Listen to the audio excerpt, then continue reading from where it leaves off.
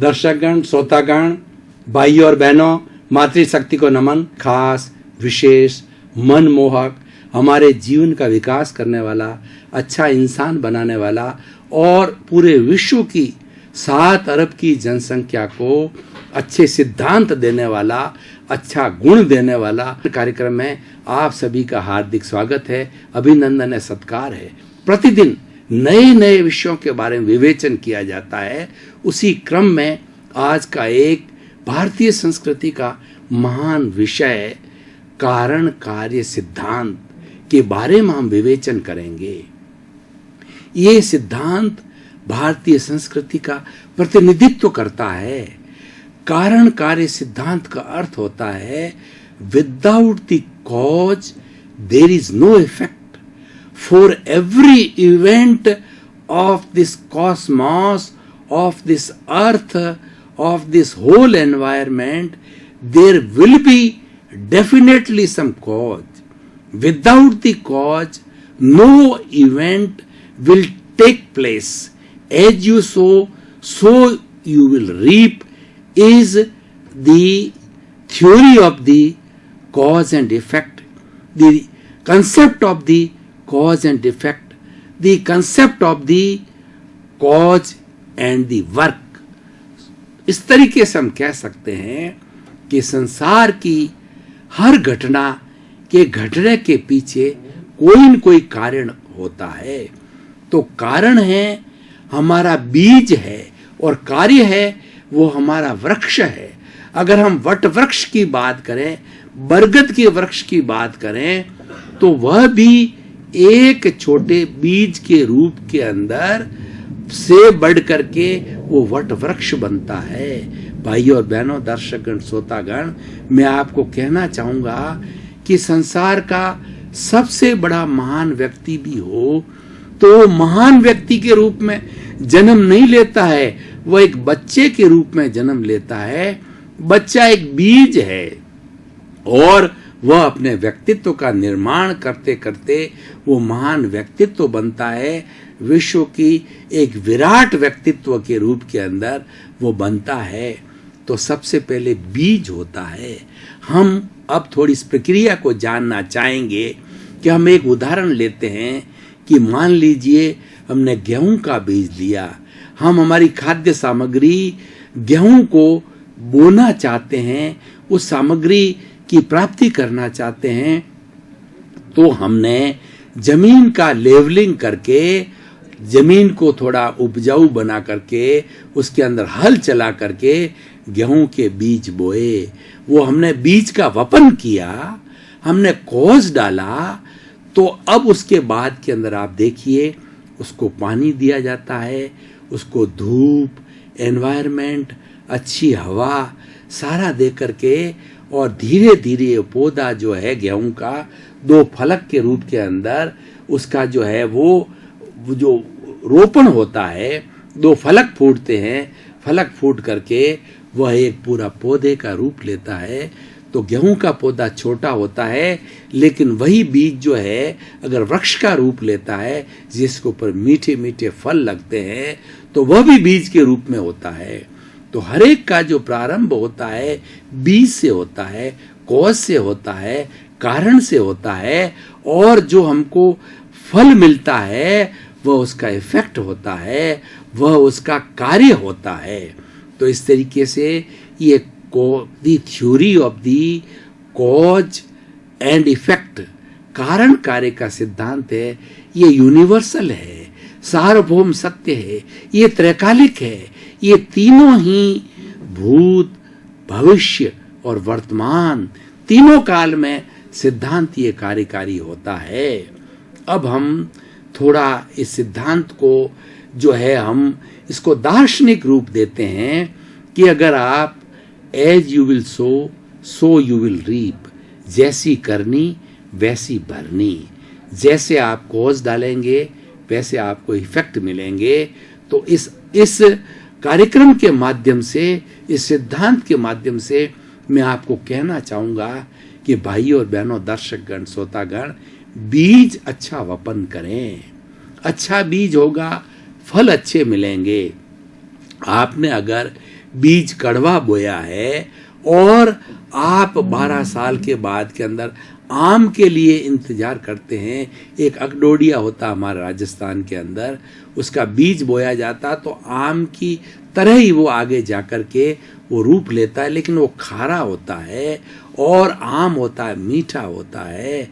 तो हमने अगर बीज आम का बोया है, आम प्राप्त होगा, और हमने आंकड़े का बीज बोया है तो उसके ऊपर आंकड़ा अकडोडिया लगेगा। इसलिए भाई और बहनों, दर्शकगण, श्रोतागण, हमेशा अच्छे कार्य करो, सत प्रवृत्ति करो। सत प्रवृत्ति वह होती है कि 84 लाख जीवा योनि के प्राणियों को मन से, वचन से, काया से किंचित मात्र भी दुख न हो। हे ईश्वर, मुझे ऐसी शक्ति दो, मुझे ऐसी जागृति दो। यानी हम अगर किसी को कष्ट न दें, उसकी जब हम उसको सुख दें, उसको हम सुविधा दें, किसी की हम हेल्प करें, किसी के हम सहयोगी बने, वह सत प्रवृत्ति होती है। आज हम किसी के सहयोगी बनेंगे तो आने वाला जो हमारा भविष्य है, वह उसके अंदर वह व्यक्ति, वह आत्मा, वह जीव हमें सुख देगा और हमारे विकास के अंदर सहयोगी होगा। भाई और बहनों, दर्शकगण, श्रोतागण, आपने देखा होगा कि अकेला चना भाड़ नहीं फोड़ सकता। जो सभी मिलकर के, सभी संयोग मिलकर के व्यक्ति को महान बनाते हैं। व्यक्ति के विकास के अंदर उसके माँ बाप का, परिवार का, दोस्तों का और न मालूम कितने कितने अपरिचित लोगों का सहयोग मिलता है, तब जाकर के वो महान मिलता है। बिना अच्छे संयोगों के कोई भी अच्छा कार्य नहीं होता है। अच्छा इंसान नहीं बन सकता, महान व्यक्ति नहीं बन सकता है। सारे संयोग कार्य करते हैं। इन संयोगों को व्यवस्थित शक्ति कहा जाता है।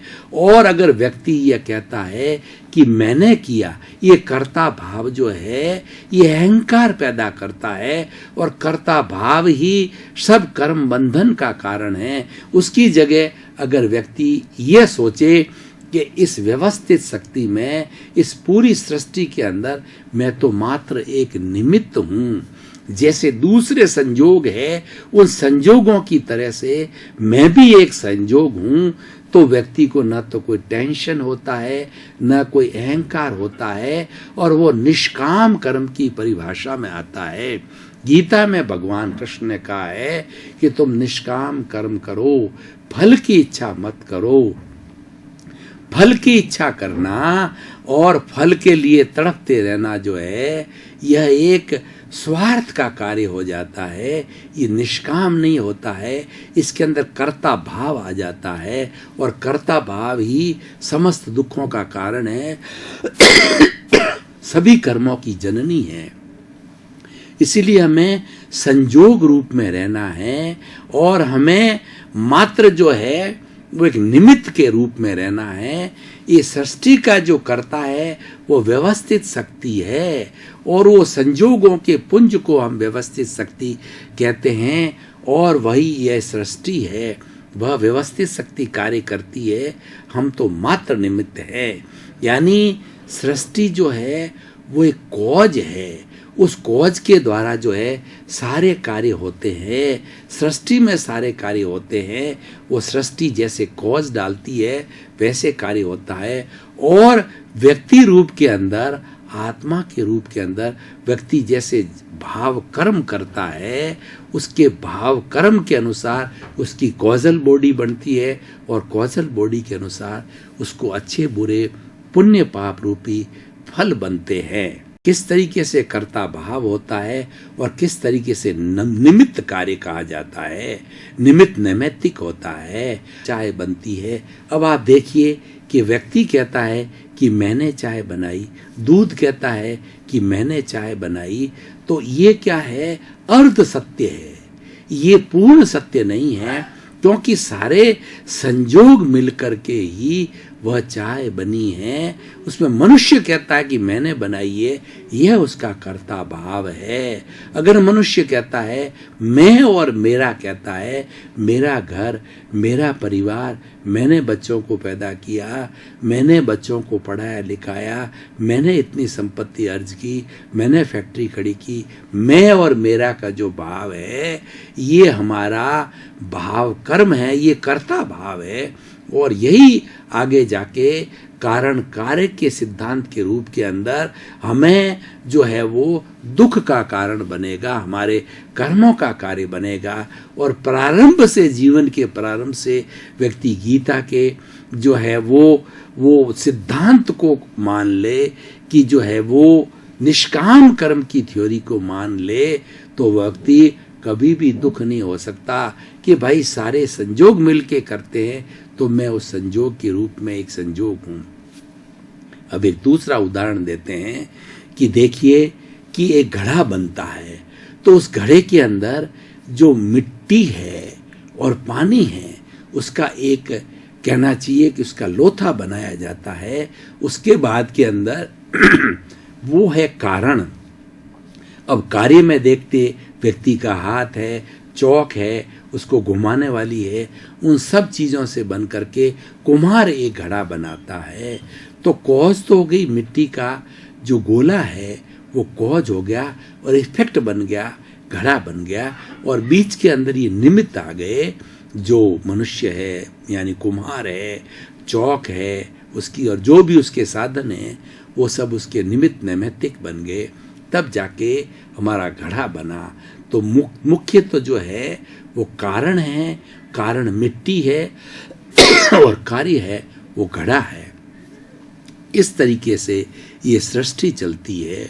अब देखिए सूर्य का उगना कारण है और कार्य है कि लोग जो है आलस्य त्यागते हैं, लोगों को प्रकाश मिलता है और लोग जो है उस प्रकाश के अंदर कार्य करते हैं, अपनी सारी गतिविधियां करते हैं और ये सारी चराचर जगत है वो सूर्य के प्रकाश के साथ के अंदर प्रकाशमय हो जाता है और अपना कार्य करता है। अब इसका दूसरा रूप देखें कि रात्रि आती है।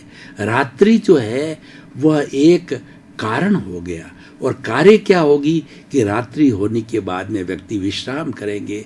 सभी प्राणी, अंधेरा हो जाता है, सभी प्राणी विश्राम करते हैं और जो उन्होंने कार्य किया, थकान आई बॉडी के अंदर, तो उसके बाद के अंदर नींद लेकर के उसका बैलेंस करते हैं। तो इस तरीके से हर एक कारण कार्य हो जाता है। जैसे कि स्टूडेंट की बात लें तो वह पढ़ाई करता है, वह उसका कारण हो गया और इंजीनियर बनता है, डॉक्टर बनता है, सीए बनता है, वकील बनता है, ये उसकी निष्पत्ति हो गई। निष्पत्ति को हम कार्य कहेंगे और जो रॉ मटेरियल है जो कार्य किया जाता है वह कारण कहलाता है। रॉ मटेरियल जो है वह कारण है, फिनिश प्रोडक्ट है वो कार्य है। तो हम पूरी सृष्टि को समझने के लिए इस दो भागों के अंदर इसको विभाजन कर देते हैं तो आसानी से सृष्टि के हर कार्य का हमें अच्छी तरीके से समझ में आ जाएगा, उसका विभाजन आ जाएगा और ये हम समझने लग जाएंगे कि कारण जो है वह बीज है, वो हम अच्छा डालो तो हमारा कार्य अच्छा हो जाएगा। अगर हमने दूध को गर्म किया और वो दूध प्योर दूध है और एक दूध ऐसा है जो मिलावट वाला है, उसमें कोई खटाई पड़ी हुई है, नींबू की एक बूंद भी पड़ी है, तो वो कारण हुआ और उसका कार्य क्या होगा कि हमें फटा हुआ दूध मिलेगा। और अगर शुद्ध कच्चा दूध है तो पीने योग्य जो है अच्छा सात्विक कैलोरी वाला दूध मिलेगा। इसको असंख्य जो है कई तरह के उदाहरणों से हम इसको समझ सकते हैं, लेकिन हमारा मुख्य जो सिद्धांत है वो कारण कार्य का सिद्धांत है। Without any reason there will be no work at all. कोई भी निष्पत्ति जो है बिना कारण के नहीं होगी। ये मेरी अंगुली हिलती है तो इसके पीछे कोई न कोई कारण है। वो कारण ये कि मेरी आत्मा का लब्धि वीर्य है, मेरी आत्मा का जो है वो शक्ति है, वो इसको हिला रही है। जो हिलना तो कारण है, लेकिन हिलना कार्य है, लेकिन उसके अंदर जो लब्धि वीर्य है, जो आत्मा की शक्ति जो है, वो कारण है। तो भाई और बहनों, दर्शकगण, श्रोतागण, हमारा पुनरुत्थान कार्यक्रम जो है वह भी कारण और कार्य के ऊपर निर्भर है कि हम निष्कर्ष के बिना कोई भी विषय प्रतिदिन का प्रतिपादित नहीं करते हैं, क्योंकि ये विषय जो है वो जनता के बीच में जाता है और जनता को हर विषय शिक्षा देने वाला है, जीवन का निर्माण करने वाला है, बच्चों और युवाओं को संस्कार देने वाला है। हर वर्ग के लोगों को कुछ न कुछ शिक्षा, कुछ न कुछ डाइट कहना चाहिए, खुराक कहना चाहिए, वो देने वाला है। भारतीय संस्कृति के गिरते हुए मूल्यों की पुनर्स्थापना के बारे में सारे विषय लिए जाते हैं और ये विषय जो है किताबों में नहीं मिलते हैं। ये विषय अनुभव से आते हैं, चिंतन से आते हैं, और जो चिंतन का जो नवनीत है वो आपको परोसा जाता है। पुनरुत्थान कार्यक्रम एक नवनीत है। जब प्रारंभ से दूध के बाद में फिर उसका दही बनता है, दही को मथा जाता है तो नवनीत निकलता है, और नवनीत को जब तपाया जाता है तो कुछ छाछ अलग होकर के और हमारा घी मिलता है। तो घी हमारा कार्य है और दूध है वो हमारा कारण है। तो इस कार्यक्रम कारण और कार्य के सिद्धांत के ऊपर निर्भर करता है। इसलिए भाई और बहनों, दर्शकगण, श्रोतागण, आज के इस विशाल विषय के माध्यम से मैं आपको बताना चाहता हूँ कि इस चराचर जगत को समझना चाहते हैं, इस सृष्टि के बैलेंस को समझना चाहते हैं, तो कारण और कार्य का जो है आप संतुलन बिठाइए, इसकी गहराई के अंदर जाइए, तो आपको अपने आप इसकी जानकारी मिल जाएगी, भेद विज्ञान मिल जाएगा कि बिना कोई कारण के कोई कार्य नहीं होता है। आप देखेंगे कि मेरे भीतर जो है वेदना हो रही है शरीर के अंदर, तो निश्चित रूप से इसका कोई न कोई कारण होगा। कारण ये है कि आपने अशुद्ध भोजन किया है, आपने अशुद्ध चिंतन किया है, कोई अशुद्धता का सेवन किया है, आपका अशुद्ध कर्म उदय में आया है, तब जाकर के आपके भीतर जो है मानसिक अशांति, शारीरिक कष्ट हो जाता है, शारीरिक वेदना होती है। हम डॉक्टर के पास जाते हैं तो डॉक्टर जो हमारी पूछताछ करता है, डायग्नोसिस करता है, वो डायग्नोसिस कारण है, और डायग्नोसिस होने के बाद के अंदर वो दवाई लिखता है और हम वापस स्वस्थ होते हैं, वो कार्य होता है।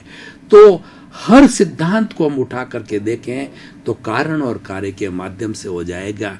इससे मैं आपको क्या मैसेज देना चाहता हूं कारण कार्य के सिद्धांत से, कि आप 24 आवर्स पूरे जीवन भर जो प्रवृत्ति करते हैं, प्रवृत्ति दो तरह की होती है, शुभ और अशुभ, सत और असत प्रवृत्ति, पुण्य और पाप, ये जोड़ा है, दिन और रात, स्त्री और पुरुष।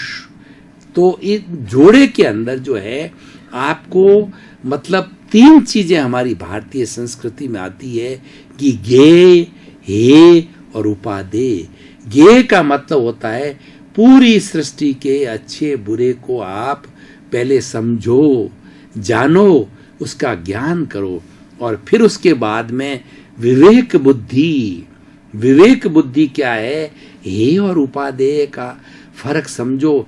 हे का मतलब है कि जो मैंने देखा है, जो मैं सुन रहा हूं, जो मैं कर रहा हूं, वो किसी को कष्ट देने वाली प्रवृत्ति है, चाहे खुद को कष्ट देने वाली प्रवृत्ति हो, समाज को कष्ट देने वाली प्रवृत्ति हो, 7 अरब की जनसंख्या को कष्ट देने वाली प्रवृत्ति हो, प्राणी मात्र 84 लाख जीव योनि के प्राणियों को कष्ट देने वाली प्रवृत्ति हो, उस प्रवृत्ति को हे छोड़ दीजिए। उपादेय का मतलब होता है कि स्वयं को सुख। भाई और बहनों, दर्शकगण, श्रोतागण, कार्यक्रम हीरे मोती निकालने का कार्यक्रम है। ये हंस की वृत्ति का कार्यक्रम है कि वो अच्छे अच्छों को ग्रहण करो और बुरे बुरे को छोड़ते रहो। सर्वे भवन्तु सुखिनः, सर्वे भवन्तु निरामया। इसलिए आप सभी का जीवन मंगलमय हो, आनंदमय हो, सुखमय हो। 7 अरब की जनसंख्या शांतिपूर्ण सह अस्तित्व के साथ में सुख का भोग करे। सबके प्रति मंगल भावना, शुभ कामना। सभी मोक्षगामी आनंद को प्राप्त करें। आपके प्रति मंगल भावना, शुभ कामना।